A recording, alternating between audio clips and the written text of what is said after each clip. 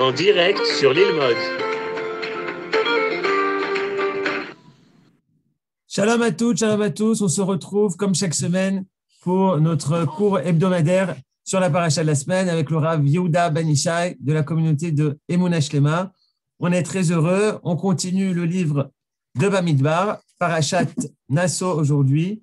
On va parler du camp d'Israël et de la Kedusha, la sainteté, la particularité de ce camp d'Israël. Bechavod Rav Ben Ishai.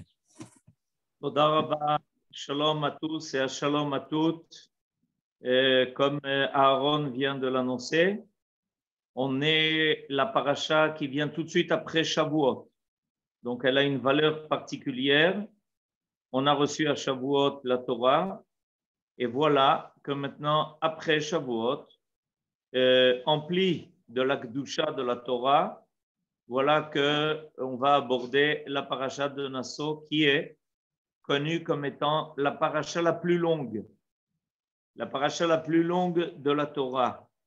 La paracha aussi qui comprend en elle la Birkat Kohanim. Et ce n'est pas une petite chose.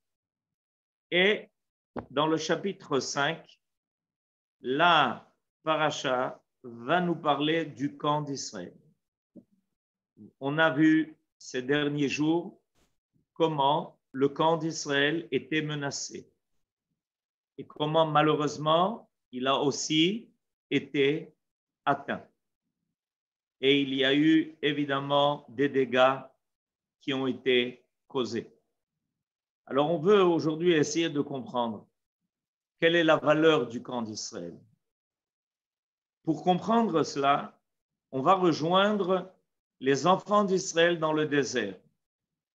On va rejoindre les enfants d'Israël dans le désert et on va voir quelles étaient les règles qui dictaient les différentes possibilités qu'on avait pendant notre séjour dans le désert et surtout les règles très strictes que nous devions adopter pendant notre séjour dans ce camp-là.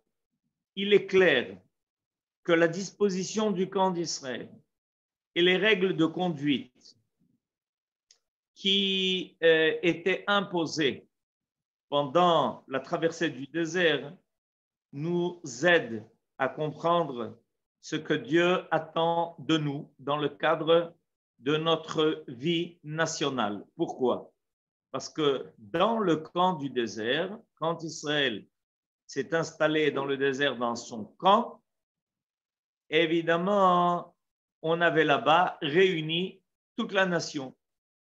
De nos jours, la nation est réunie sur sa terre. Les frontières de sa terre sont le camp d'Israël. Et c'est pour ça qu'on peut évidemment extrapoler ce que nous avons connu dans le désert pendant 40 ans avec les règles qui ont été imposées à notre camp d'aujourd'hui. Le camp d'aujourd'hui d'Israël, c'est toute la terre d'Eretz Israël. Toute la terre d'Eretz Israël avec ses frontières, avec le sud et avec le nord, avec l'est et avec l'ouest. Et on va essayer de comprendre un peu plus profondément ce que Dieu attend de nous dans le cadre de ce camp-là. Alors, je vais lire les premiers versets du chapitre 5. Perek Hei, Aleph, Ad Dalet. De 1 à 4, merci à Aaron de nous les montrer. וידבר אדוני אל משה לאמור צו את בני ישראל וישלחו מן המחנה כל צרוע וכל זב וכל טמא לנפש מזכר עד נקבה תשלחו אל מחוץ למחנה תשלחו ולא יטמאו את מחניהם אשר אני שוכן בתוכם ויעשו כן בני ישראל וישלחו אותם אל מחוץ למחנה, כאשר דיבר אדוני אל משה, כן עשו בני ישראל. Traduisons rapidement, l'Éternel parla à Moïse en ces termes. Ordonne aux enfants d'Israël de renvoyer du camp tout individu lépreux ou atteint de flux ou souillé par un cadavre renvoyez-les, hommes ou femmes, reléguez-les hors du camp, afin qu'ils ne souillent point ces enceintes au milieu desquelles moi, l'Éternel, je réside. Verset 4. Ainsi firent les enfants d'Israël. Ils les renvoyèrent hors du camp, comme l'Éternel avait parlé à Moïse. Ainsi agirent les enfants d'Israël.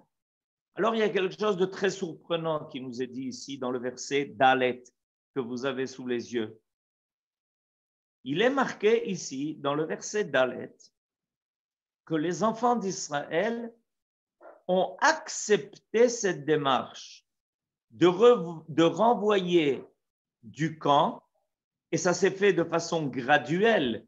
Plus quelqu'un était atteint d'une impureté grave, plus il devait s'écarter du centre du camp, là où se trouvait le Mishkan, et évidemment, un peu moins grave, alors il était évincé seulement du camp des Lévites, mais plus grave encore, il était, c'est-à-dire que plus l'impureté était grave, plus on était éloigné de tout, moins l'impureté était grave, on pouvait d'une certaine façon résider dans une certaine enceinte. On va tout de suite détailler cela.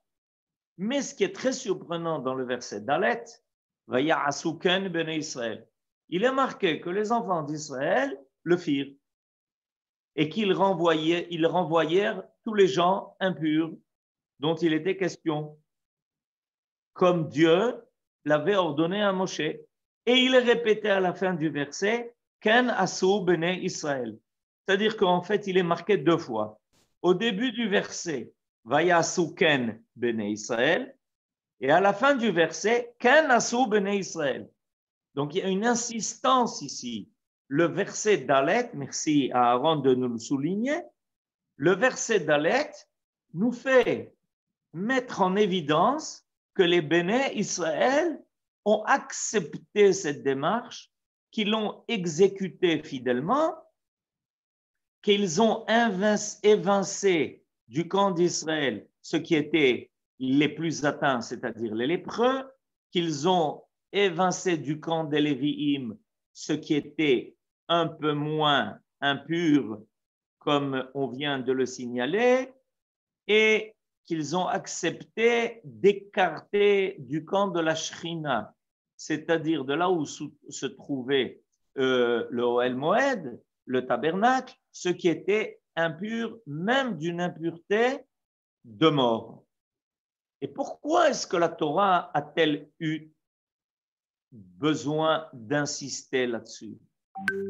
Cette démarche qui paraît tellement simple est une démarche très difficile. Je m'explique. Ça nous paraît simple a priori de prendre quelqu'un d'impur et de lui dire « Leitraot, tu pars, tu quittes le camp d'Israël, tu te mets en dehors, ou tu quittes même le camp des Lévi'im, là où se trouvait quoi? Les trois familles des Lévi'im et la tente de Moshe, Aaron et des Kohanim. » Ça nous paraît peut-être simple, mais en réalité, c'est une démarche qui est très difficile d'écarter quelqu'un du camp et de ne pas permettre à celui qui a une certaine impureté de ne pas s'approcher du Mishkan. Tous ces gens-là, évidemment, ont des moyens de se purifier, mais ces moyens-là pour se purifier prennent du temps et entre-temps, ils sont écartés. Le Ham Israël a accepté de prendre sur lui, d'écarter de son camp des gens qui étaient impurs. C'est-à-dire qu'apparemment, ces gens-là, on ne voyait rien de particulier chez eux. Peut-être les lépreux, et ce n'est pas évident, parce que ce n'est pas une maladie habituelle, c'est quelque chose qui n'était repéré que par les Kohanim. Mais les autres impuretés, ce n'est pas quelque chose qui est évident. Ce n'est pas quelqu'un qui a une maladie et qu'on met en quarantaine pour éviter qu'ils contaminent les autres et qu'ils provoquent une épidémie. Il ne s'agit pas de ça. Et 2 fois dans le verset Dalet, la Torah insiste sur le fait que les enfants d'Israël se sont exécutés, qu'ils ont accepté de faire cela. C'est-à-dire que, en acceptant cela, les enfants d'Israël ont pris sur eux une démarche extrêmement difficile, qui est une démarche d'ordre moral et spirituel. Il ne s'agissait pas cette fois de protéger la santé publique. Aujourd'hui, on est plus conscient de cela et on essaye évidemment d'isoler les gens qui sont malades et qui risquent de contaminer les autres. Ça, on en a conscience. Mais est-ce qu'il y a aujourd'hui conscience qu'il y a aussi besoin de mettre à l'écart des gens qui ont un problème d'ordre moral ou spirituel et que le peuple accepte de le faire, que le peuple adopte ces règles-là? Vayasu ken bnei Israël, ken asu bnei Israël. Je ne sais pas si vous vous rendez compte, il y a quelque chose d'extraordinaire qui prouve quoi? Qui prouve le niveau de notre peuple. Notre peuple a un niveau tellement élevé qu'il comprend qu'il ne peut pas garder en son sein des gens qui sont devenus impurs parce que il y a eu une erreur de leur part. Une erreur qui est récupérable. On peut finalement se purifier de l'impureté par laquelle la personne a été atteinte. Le Metzora va passer tout un processus qui lui permettra de se purifier, surtout de quitter et d'abandonner les fautes qui ont provoqué ce néga, qui ont provoqué cette plaie. C'est-à-dire par exemple la shonara ou d'autres fautes aussi. On peut s'en libérer, on peut se purifier, mais entre-temps, le peuple d'Israël accepte. Quand le peuple d'Israël accepte, il n'accepte pas pour les autres, il accepte pour tout le monde. C'est-à-dire que le peuple d'Israël endosse cette responsabilité du fait que s'il y a des erreurs morales graves qui ont été faites par certains individus, et ça peut être beaucoup de gens, ça peut être des proches, ça peut être des parents, ça peut être des amis, ça peut être des gens que l'on connaît, et le peuple d'Israël accepte cela.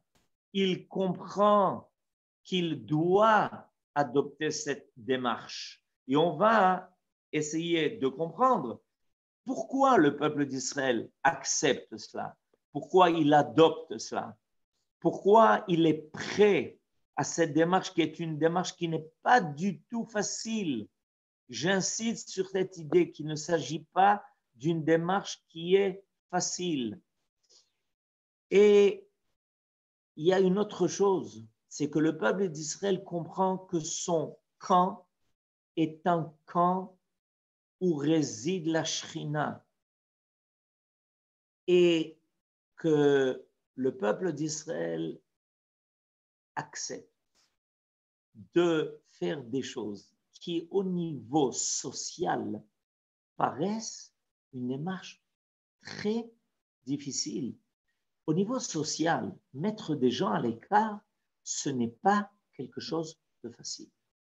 C'est quelque chose qui, au niveau de la nation, au niveau du peuple, au niveau de la société, est une démarche qui est difficile. Elle est difficile. Et on accepte pourquoi? Parce que l'on comprend que finalement, quand notre camp sera pur et que les gens qui y résident respecteront les lois qui permettent au peuple de garder sa bonne santé morale et spirituelle, tout le monde en bénéficiera. Ce n'est pas une démarche qui concerne l'individu. Le peuple d'Israël a ce sentiment de arvout, de responsabilité de l'un envers l'autre. On a ce sentiment de responsabilité et on veut que la Shrina puisse résider dans le camp d'Israël. On veut qu'elle puisse y habiter. Ce n'est pas seulement nous qui habitons le camp d'Israël, mais c'est Dieu qui habite avec nous. Et la présence de Dieu au sein de notre camp, au sein de notre société, la présence de Dieu au sein de notre peuple, ce n'est pas un détail de plus, c'est l'essentiel. C'est ce qui va nous sauvegarder, c'est ce qui va nous garder, c'est ce qui va nous protéger. L'homme peut faire beaucoup d'efforts pour assumer sa sauvegarde, sa protection. Mais on a l'expérience du fait que les moyens de l'homme sont limités. Et on a l'habitude de dire Ufros sukat shelomecha alenu. Dieu étend tes ailes de protection sur nous. Nous les hommes, on sait que nos moyens sont limités. On a besoin de tes ailes protectrices. On a besoin que tu sois là. On a besoin que tu sois avec nous. On sait très bien que sans ta présence, en réalité, on peut être menacé par des gens qui sont plus forts que nous. Ou ge'alo miyad chazak mimenu. On prie Dieu que tu protèges le peuple d'Israël de ceux qui sont plus forts que lui.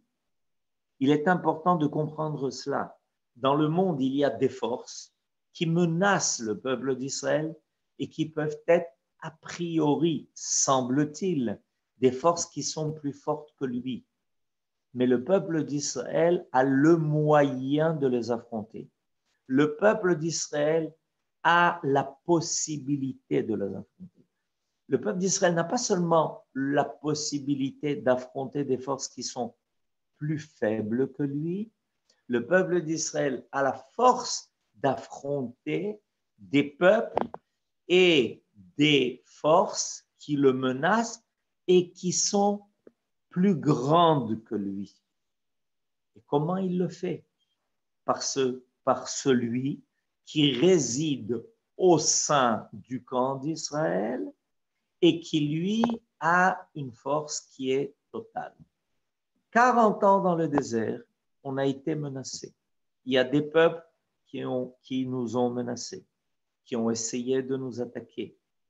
On a été menacés par les dangers du désert. On a été menacés par un peuple tel que Amalek, qui nous a attaqués et a voulu à tout prix empêcher il a voulu à tout prix empêcher que nous puissions parvenir en Eretz Israël.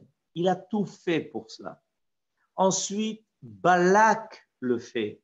On va bientôt arriver à la paracha de Balak.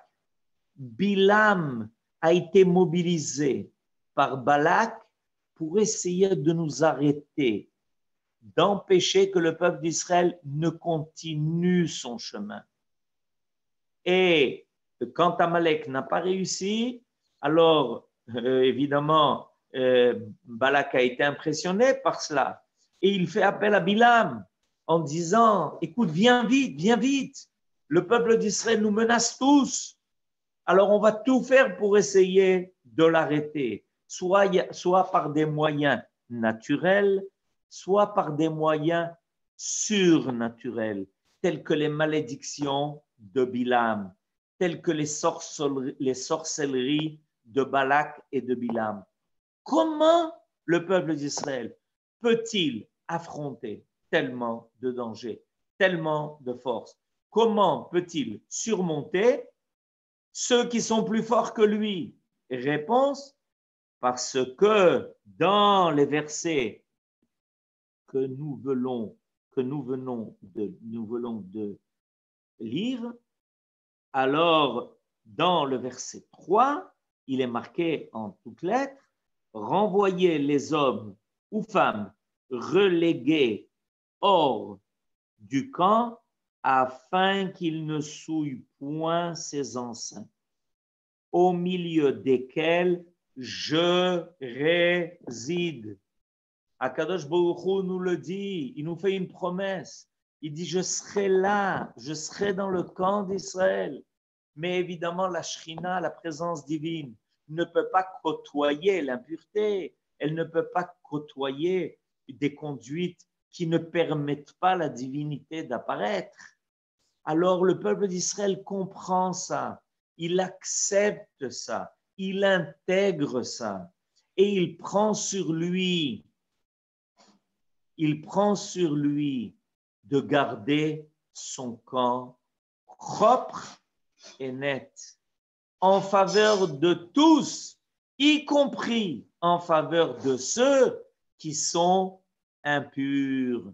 Parce que même ceux qui sont impurs finiront par rejoindre le camp d'Israël une fois qu'ils se seront purifiés. Ils finiront par revenir, ils finiront par rentrer dans le camp d'Israël. Pour ça, il a fallu que le camp d'Israël soit protégé, et il a été protégé par la présence divine qui l'a habité. Rashi, sur le verset 2 des versets que nous venons de lire, Rashi va dire qu'il y a 3 catégories de gens impurs qui vont être écartés. Merci à Aaron.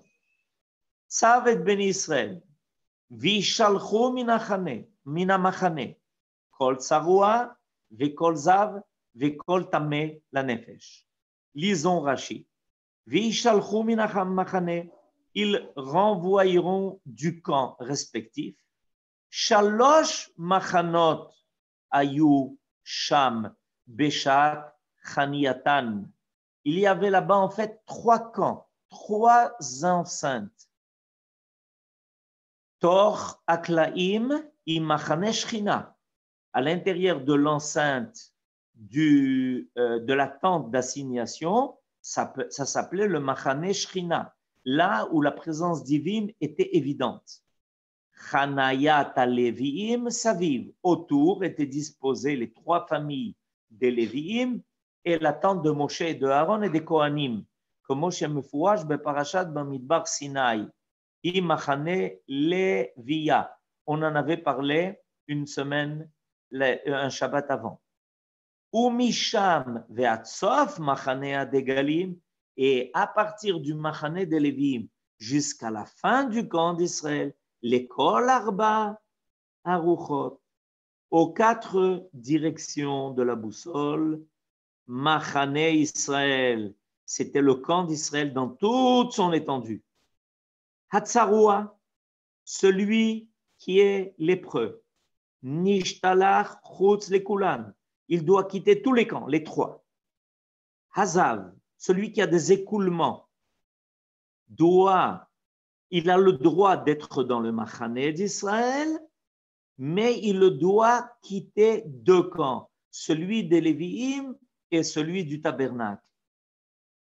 Et celui qui est impur, d'une impureté de mort, vetameh la nefesh, mutar af beshel Lévia. Il a le droit d'être dans le camp d'Israël, il a le droit d'être dans le camp des Léviim, ve'eno meshulach, et il doit quitter, il est renvoyé seulement du camp de la Shrina. Vekol ze darshu rabotenu min hamikraot b'masechet Psachim. Alors, il y a 3 degrés qui sont invoqués ici. Et ces 3 degrés, à quoi font-ils allusion? Le Metzora, il est complètement écarté. Pourquoi? Parce que par sa démarche, il a atteint la cohésion. Il a atteint la cohésion nationale. Il a porté atteinte à la force de la société. Quand du matin au soir, il y a la Shon Hara, que tout le monde dénigre tout le monde, qu'on dit du mal de l'autre quand il s'agit de nos frères, ça atteint la trame de la société d'Israël. Et il n'y a pas le choix. On doit renvoyer le Metzora de tous les camps. Il doit aller s'isoler pour apprendre ce qu'est la force de la bédidoute, de l'eidboded, d'être seul. Vivre ces jours de solitude vont le ramener à comprendre combien est important le lien avec l'autre. Beaucoup de gens, malheureusement, ne se rendent pas compte de l'importance de la vie en communauté, en société, de la vie nationale. Ils pensent qu'assurés de leur place dans le peuple, ils peuvent se permettre de porter atteinte à la cohésion de la société, à la cohésion nationale. Mais en réalité, ils ne comprennent pas qu'ils se mettent eux-mêmes en danger, parce que c'est la force nationale qui assure et qui assume la sécurité de tous, sans exception, y compris de ceux qui vont porter atteinte à cela. Si le peuple ne reste pas en bonne santé, il ne pourra pas s'occuper des malades. On a besoin que ceux qui s'occupent des malades restent des gens sains, en bonne santé. Ou sinon, même les malades sont menacés parce que personne ne pourra s'occuper d'eux. Alors on les écarte des trois camps. On les écarte même du camp d'Israël.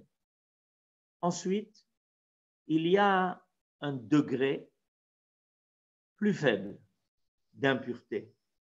C'est le zav ou la zava, c'est-à-dire ceux qui ont un problème au niveau de la pudeur, au niveau de leur conduite morale. Des fois, il y a une dégradation des mœurs. Il y a des conduites qui malheureusement ne se situent pas au niveau que l'on espère des enfants d'Israël. Ceux-là, on les garde dans le camp d'Israël parce que précisément en étant dans le camp d'Israël, ils vont prendre leçon. Ils vont pouvoir côtoyer des gens qui seront autrement et qui leur montreront qu'on n'a pas à être dévoyé pour pouvoir réussir dans la vie, que l'on peut réussir très bien et que l'on peut parvenir à des choses extraordinaires sans pour autant se livrer à la débauche. Et donc, cela, on ne les écarte pas du camp d'Israël. On veut leur tchouva, on attend leur tchouva. On précisément leur permet de rencontrer des gens, des tzadikim, des gens qui ont une conduite morale et pudique pour précisément avoir une influence sur eux. Et c'est ce qu'on attend. On attend de ceux qui restent dans le camp d'Israël de donner l'exemple.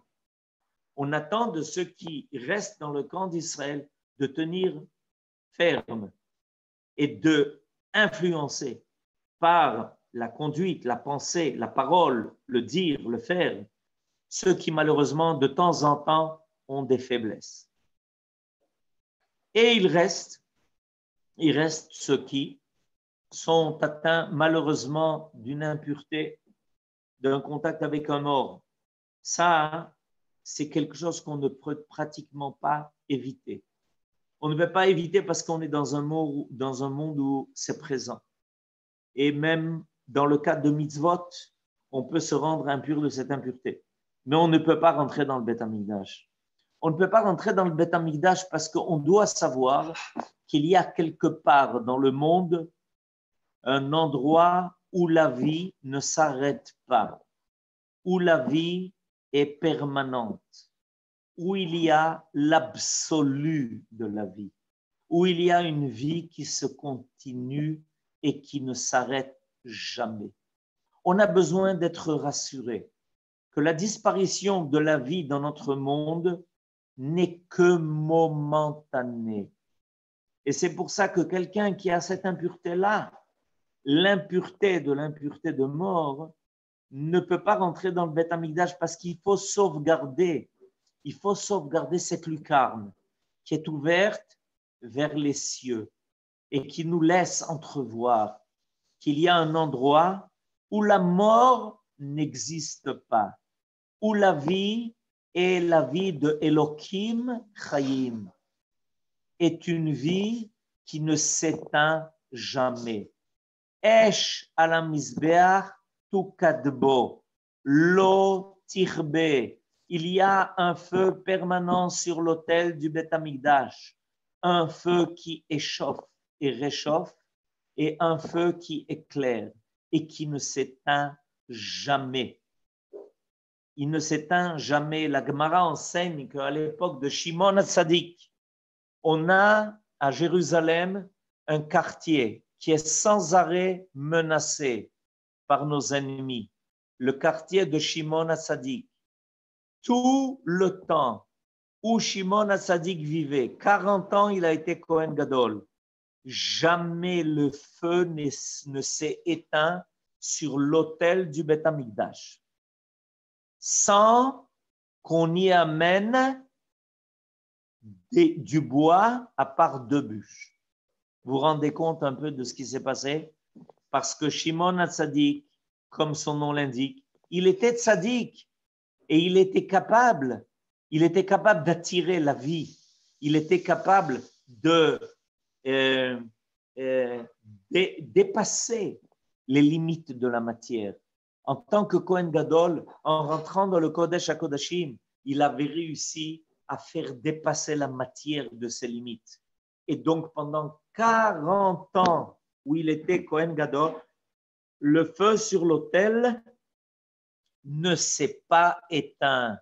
Il y a une permanence de vie qui s'est manifestée. Et c'est pour ça que quelqu'un qui est impur, de cette impureté comme aujourd'hui, d'ailleurs, il est interdit de monter sur l'esplanade du temple en tant qu'impur et on a besoin de conserver en nous cette étincelle de vie qui ne s'éteint jamais. Alors, il y a un autre endroit dans la Torah où on va parler du camp d'Israël. Et ça se trouve dans la paracha de Ki Tetsé. Dans la paracha de Ki Tetsé, on va nous parler du camp d'Israël lorsque le camp d'Israël se réunit pour faire la guerre. Dans le chapitre Kaf Gimel de Dvarim,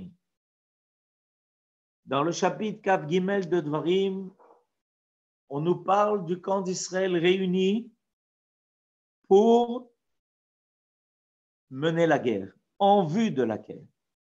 Et alors à nouveau, on nous parle du Machané. On lit le verset. Ki Adonai Elohecha mitalech bekerev machanecha.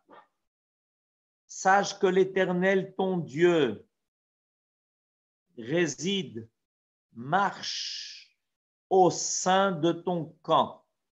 Le atsilcha, pour te protéger et te sauver. Velatet oivecha lefanecha, et faire tomber tes ennemis devant toi. Ve'aya machanecha kadosh, et aie soin de faire que ton machané soit kadosh. C'est pour ton bien que tu dois garder la kedusha dans ton camp. C'est pour ton bien. C'est pour te protéger. C'est parce que Dieu étant là, personne ne peut t'atteindre. Et si quelqu'un est impur de la moindre impureté, ça sera encore plus que dans le cas du camp où les enfants d'Israël résidaient dans le désert. Du camp des soldats, on doit encore y faire plus attention. Pourquoi? nous dit Rashi, sur quelques versets juste avant le verset que vous avez sous les yeux, nous dit Rashi la sorte suivante. Ki tetse machane aloivecha. Merci Aaron. Venishmarta mikol davara. Quand tu te prépares en tant que camp à sortir en guerre contre tes ennemis, Venishmarta mikol davara. Non seulement tu te devras faire attention à toutes les impuretés qui ont été invoquées, mais tu devras faire attention mikol davar ra. Kol davar ra. Dit Rashi, pourquoi? Pourquoi c'est encore plus chamour? Pourquoi est exigé de nous cette exigence extrême que dans le cadre du camp d'Israël, rien de mal ne doit être présent, rien de mal ne doit apparaître. Chez Satan, mekatreg bishat hasakana. Voilà ce que dit Rashi. Parce que quand il y a un danger, alors il y a un examen de la situation du camp d'Israël. Et on veut à ce moment-là plaider en faveur de notre peuple, plaider en faveur d'Israël, en disant à Kadosh Baruch Hu, même si nos ennemis sont plus forts que nous, nous avons plus de mérite qu'eux. Même si nos ennemis crient plus fort que nous, comme le faisait Goliath, pendant 40 jours, Goliath a insulté non seulement le peuple d'Israël, mais le Dieu d'Israël. Et personne n'arrivait à s'entendre du bruit que Goliath a fait pendant 40 jours d'affilée. Personne ne pouvait s'entendre dans le camp d'Israël jusqu'à ce que David arrive et a dit, mais c'est qui celui-là? C'est qui cet incirconcis-là? Et il a tout de suite proposé à Shaoul de partir en guerre et de lutter contre Goliath. Et il lui a dit, mais tu ne te rends pas compte comment toi, David, tout petit, tu peux lutter contre un géant. Il lui a dit, David, mais ce n'est pas moi qui vais me battre contre lui. C'est le Dieu d'Israël qui m'accompagne. Et rien ne pourra menacer le Dieu d'Israël. Et quand Goliath a vu David en face de lui, et que David lui a affirmé qu'en réalité, ce n'était pas lui qui allait se battre contre Goliath, mais le Dieu d'Israël, nos sages nous disent que Goliath a perdu toutes ses forces. Il n'arrivait même plus à avancer. Il était tout tremblant, immobilisé, parce qu'il était sûr qu'il allait affronter un homme. Il était sûr qu'il allait affronter un tout petit homme, David, qui paraissait rien à côté de lui. Mais quand David, tout d'un coup, a dit « Je viens au nom du Dieu d'Israël », alors Goliath a compris qu'il avait perdu la partie. Et on doit à ce moment-là faire très attention. Venishmarta mikol davara. Non seulement on n'a pas le droit aux impuretés qui, en général, ne doivent pas être présentes dans le camp d'Israël, mais on doit faire attention, mikol davara, parce qu'on va plaider en faveur de notre peuple.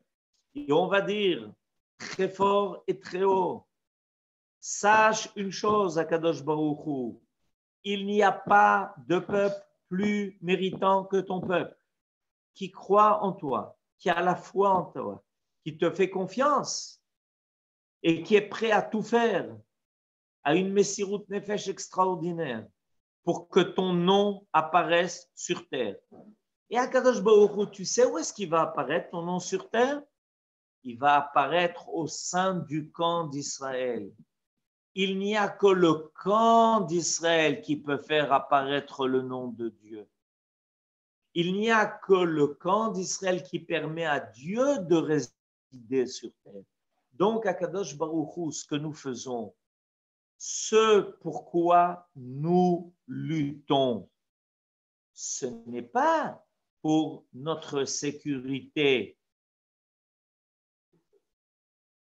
personnelle, ce n'est pas pour notre honneur particulier, c'est pour que toi, Akadosh Baruch Hu, puisse apparaître dans le camp d'Israël et de là irradier partout pour que le mal disparaisse de ce monde et puisse y apparaître le bien dans sa totalité.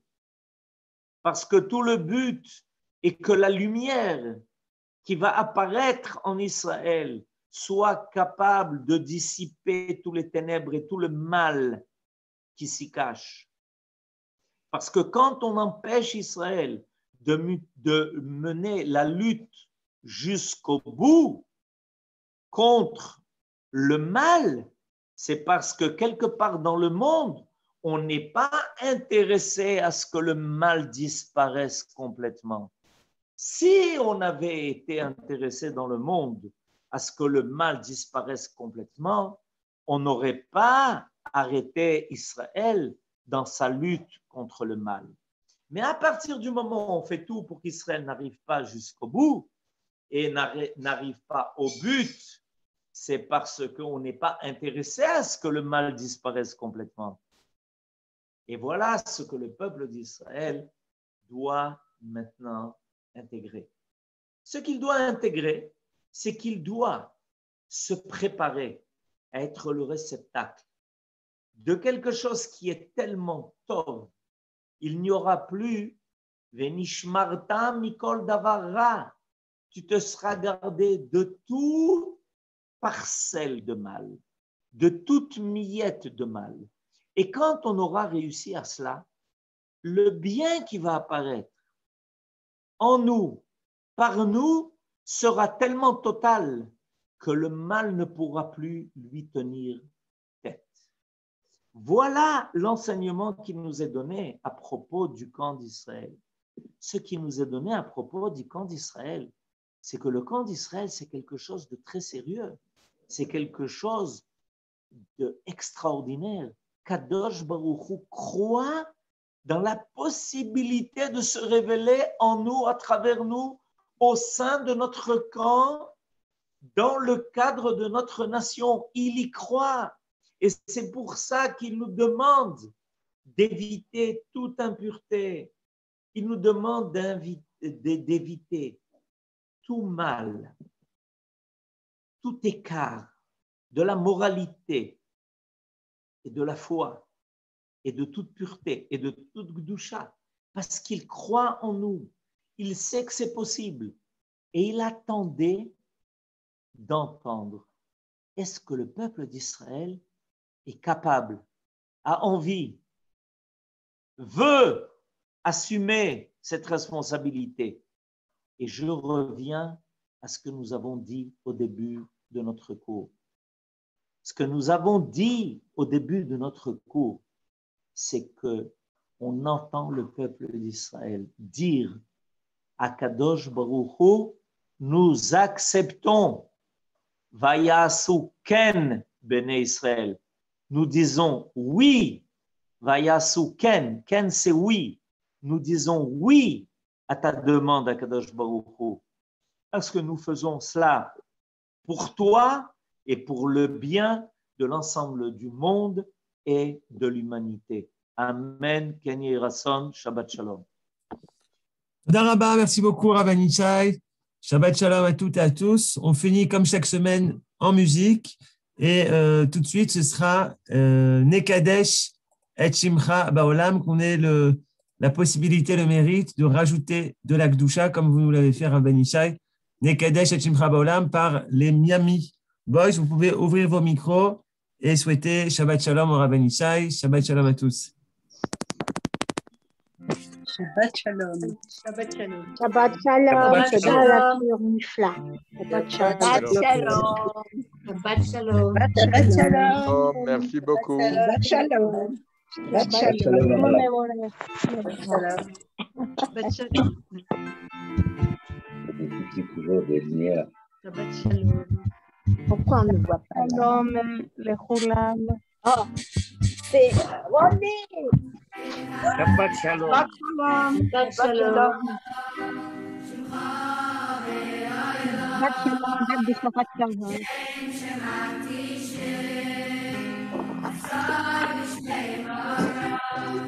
Shabbat shalom.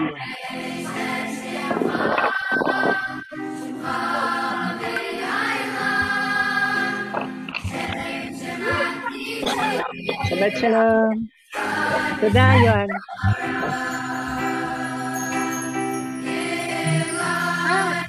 למה לא? תודה, יואב.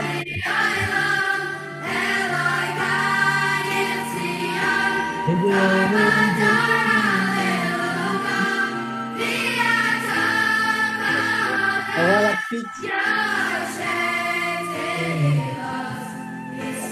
Il y a la petite de